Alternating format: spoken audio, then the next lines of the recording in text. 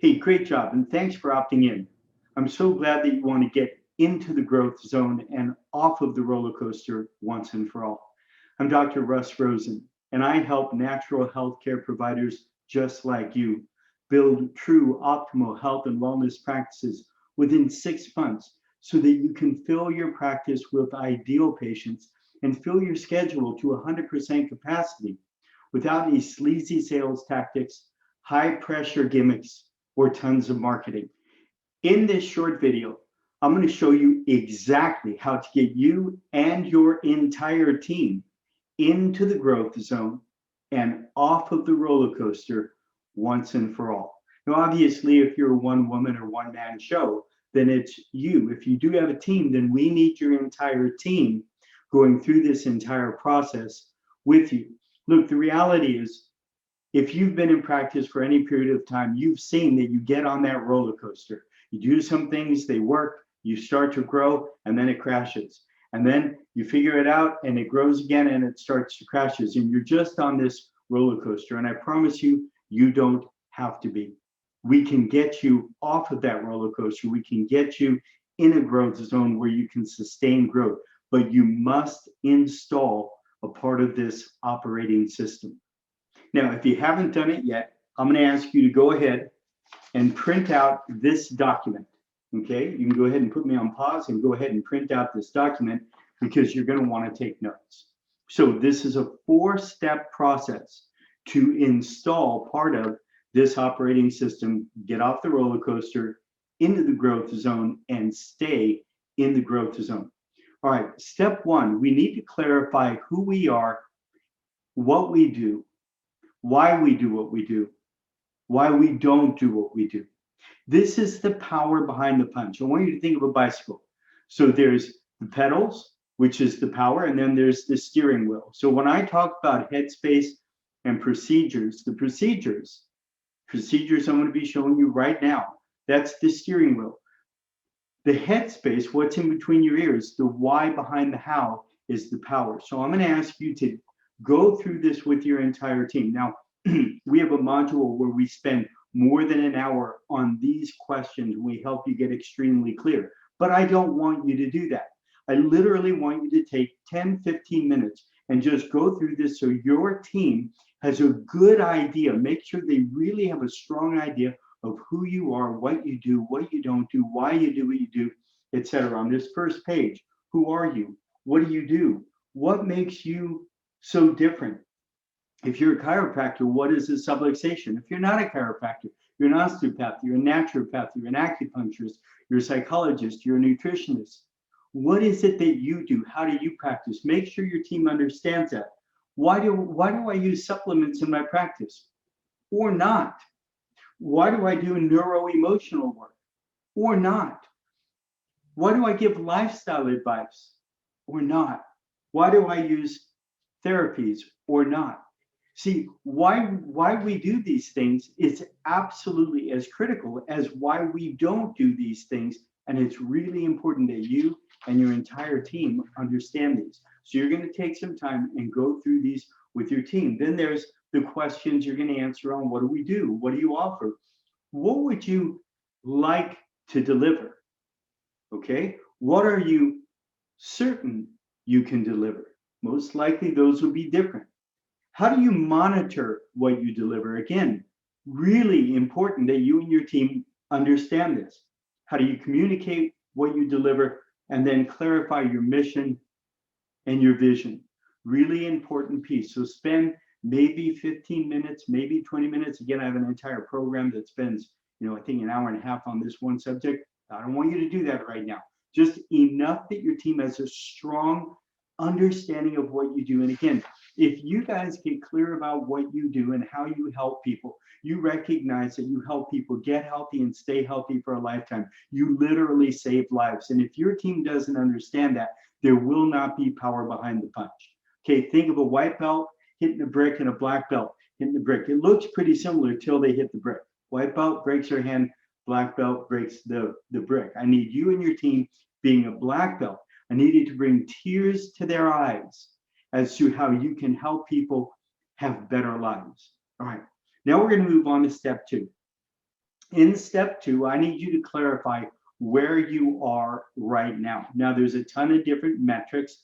I've given you a few and how to figure them out right here. So you can just figure those out. How many patient visits do we do per day? What is our retention, or how long do they stay? What is our close rate or our sign-up rate? And then how much money do we collect per visit? You use any metrics you want. These are some, and I've shown you how to figure those out. Okay, now we're going to get into step 3. Here's the key. Here's the key. Do not set goals at this time. Okay, it's what everybody wants to do, and it's the biggest mistake that you can make. Right? Well, here's how many people we're seeing today. I want to see this many people today. Now let's make it happen. Don't do that. The first thing we need to do is we need to take a look at this chart. It's called the zone chart. Okay, so if you take a look at this with your team, on the left side, there's my workload. This is how much work I need to get done. On the bottom, it's how easy is it to get it done? Do I have the tools to get it done? Do I have the skill level that I need to get it done? Do I have the time that I need? So if you have more work than you have time, you have more work and you don't know how to do it, it's not easy. You're going to get stressed and overwhelmed. Okay? Now here's the problem with being stressed and overwhelmed. If you've ever studied Bruce Lipton, we know on a cellular level, you cannot be in stress and growth at the same time. It doesn't work. Well, not just on a cellular micro level, but in a macro level. If your team is stressed, they cannot grow. So I need you to find out, are they stressed? Are they in the zone? Or are they bored? Obviously, if you've got plenty of time but not much to do, you're bored. And you can grow there, but eventually it leads to feeling stressed. And I promise you, if your staff is stressed, they will find ways to slow down your practice. My wife ran my front desk for many, many years. And I promise you, they can slow your practice down if they're feeling stressed. So you're going to ask each person, where are you on this chart? And obviously, you got to know that they'll be honest with you, that you're not going to hammer them, that you're going to actually help fix problems for them. So are they in overwhelm? Now, the deal is, could you be in overwhelm, say, for 20 or 30 minutes during a peak demand time, but then I have time to get everything back in order again? But at least by the end of the day, I know I've got all my work done. I don't feel like I'm running behind. I don't have to work late. I don't have to go home knowing that I didn't get everything done. That's where stress and overwhelm happens. And I promise you, you cannot sustain growth. And no matter what you do, I'm going to do this big marketing campaign. I bring in a bunch of new patients. The practice grows. Now they feel stressed and they slow the practice down. Okay, it's just how it works. So what you're going to do is you're going to ask each person, where are you in the zone? This is before we set goals. Again, this is the key to making this work. I'm going to ask each person, do you want to grow this practice? Right? You got to remember, to staff, seeing more people means more work. Right? So if the vision is I want to help people save lives and I got a decent bonus structure in place, then they want to grow the practice. Either of those ones that are not true, well, you're going to end up having a problem. Now what we're going to do is step 4. Now we're going to set some goals. Now, here's the key. It's either a reorganizational goal or it's a growth phase goal. So the key to building a practice is really simple. Make space and reorganize, right? Make space and fill that space. Repeat. Reorganize and make space, then fill that space and repeat. So we just asked our team, bored, stressed, or in the zone. If there's any stress, then we need to reorganize. Okay, if at least one person on your team is stressed, that's the weak link that can crash your practice and keep you on that roller coaster. So let's take a look at some of the things that we might do if we want to reorganize and we want to make space. Now, we have an entire goal setting process. And again, I don't want to go into that right now. I literally want this to take you, I don't know, less than an hour with your entire team to get all of this done and implemented. So what are some of the things that we can do? Well, we can look, one of the things that causes such problems and causes stress is you running late, right? So Don't run late. Show up on time. Stay on time. Quit talking about the weather. You may need to reorganize your appointment book. Make sure there's times for visit ones and visit twos and that you're cluster booking. One of the biggest things you can do to save your staff time is to get people to prepay and pre-schedule. Can you imagine how much time it takes every time someone comes in? You got to take the money, write a receipt, reschedule them. Listen, in my land of make-believe, everyone's pre-scheduled and prepaid. It's how we did it in my office. So I was easy, saw 120 people per day with one staff member up front, but everyone pre-scheduled and everyone prepaid, right? Simple, easy things that you can do. You may need to add staff. You may need to bring in an associate. You may need to decrease the amount of time that you spend per patient or during visit ones and visit twos. Look, we have practice systems for all of this, but these are just some ideas, right? You might need technology. You might need software. You might need better note-taking software. You might need more space or more equipment. You might need to make sure that you have the same equipment in each room. So I don't have to go from this room, oh, I have a Leander table in that room. Now we got to, everybody stops. I got to move over to this room, right? There's so many different things that we can do. You might need to improve your marketing. So you're bringing in ideal patients and not all these looky-loos that are just clogging up your schedule and wasting your time and not signing up for care. And one of the big things you can do is improve yourself, improve your energy. So you're full of energy when you're in your practice. Again, these are just some things you can talk to your team about so you can figure out what's the one thing we're going to do between this week and next week to reorganize and begin to make space so we all feel that we can grow our practice.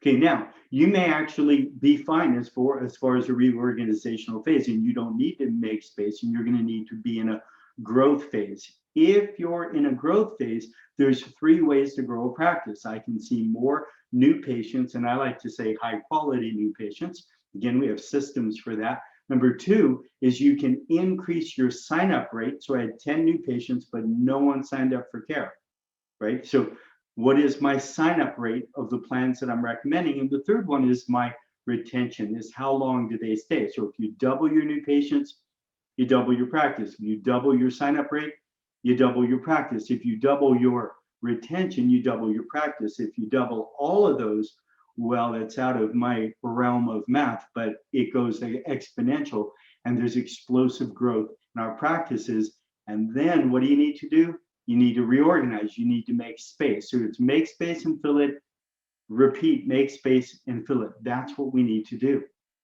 Now, there's one other thing we can do as far as growing the practice goes in a growth phase, and that is if you're looking to bring in more money. So obviously those things will increase the number of people we see, which will lead to more money. The fourth one is I can increase my fees and I can increase my streams of revenue. So there's different ways of bringing money in, but those are the ways that we can go into the growth phase. So what I want you to do right now is I then want you to ask each person, what is the one thing you will do between this week and next week in the make space reorganizational phase or in the growth phase? Now, what do you do after that? Well, you do more of that. And again, we have entire systems to set up, 5-year plan, 1-year plan, quarterly objectives, all that kind of stuff. But again, I don't want to worry about that right now. All I want you to do is install this one piece of the system. Now, to give you context for the content, I'm going to drop in this slide just so you can see as far as where we're at in our system. You'll see 3 different phases: headspace, practice mastery, and growing. So the first phase is all between the ears. Who are we? What do we do? Personal growth, having ways to fix contradictions. Then we move into the operating system. Now, what this piece is a tiny piece of installing the operating system so that we can then grow our practice and sustain the growth. We then move into the dream team, how to build a dream team, maintain a dream team, how do we communicate with our patients so they stay, pay, and refer for a lifetime. Then we move into the growing phase. How do we bring in the right kinds of new patients? How do we handle the growth? And eventually, how do we go waitlist? So that's where we are as far as context for the content. This little piece is a tiny piece of the operating system. So listen, what I want you to do right now is I want you to take less than an hour, go through this with your team, make sure you get clear about what will each person do between this week and next week. Assuming you will take the time to do this and you don't put it on the back burner and you just do it, you're going to see, oh, this could really work. And by then, you're probably going to want to get on the phone with me and talk down, where are you at? Where do you want to get to? And how can we help you get there? And we'll send you an email of how you can set up a strategy call. Hope that helps a bunch. As always, much love and aloha.